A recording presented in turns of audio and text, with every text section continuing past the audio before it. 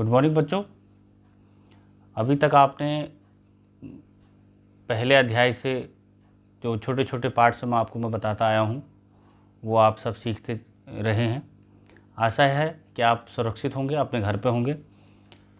एक उसी पार्ट पे एक छोटा सा टॉपिक है बांगर और खादर। खादर और बांगर ये क्या होता है, आपको मैंने एक छोटा सा यहाँ चित्र बनाया है। हिमालय भाबर तराई के बाद जो नदी घाटियों के क्षेत्र होते हैं, पुरानी जलोढ़ मिट्टी या नई जलोढ़ मिट्टी जो होती है, उनको किस तरीके से आप बांगर और खादर में से समझते हैं। पुरानी जलोढ़ मिट्टी के मैदान को बांगर कहते हैं। जो ऊंचाई वाले स्थान हैं इनको बांगर कहते हैं। इनमें और नदी घाटियों के जो नीचे के हिस्से हैं इनको खादर कहते हैं।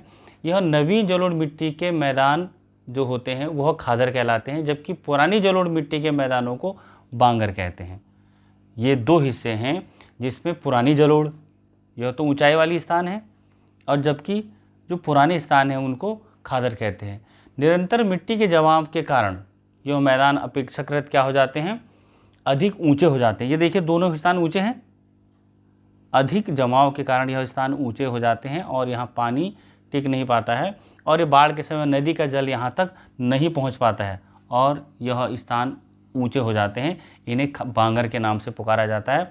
जबकि इसी के दूसरे हिस्से को जहाँ पानी पहुँचता है और बाढ़ के समय नदी का जो जल का जो क्षेत्र होता है वह सारा क्या होता है, प्रतिवर्ष यहाँ मिट्टी का जमाव होता रहता है और यह खादर के नाम से पुकारा जाता है।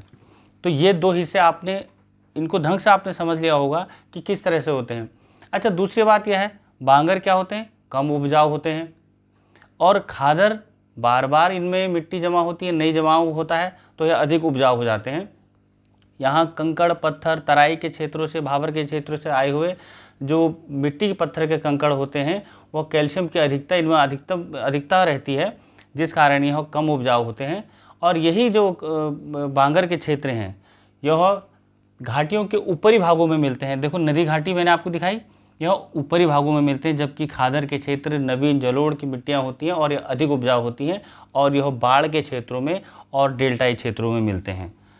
तो ये बांगर और खादर को समझिए कि बांगर क्या है और खादर क्या है। इससे रिलेटेड अगर आपको कुछ फिर पूछना होगा तो मुझसे पूछिएगा। नेक्स्ट स्टेप में मैं फिर आता हूँ।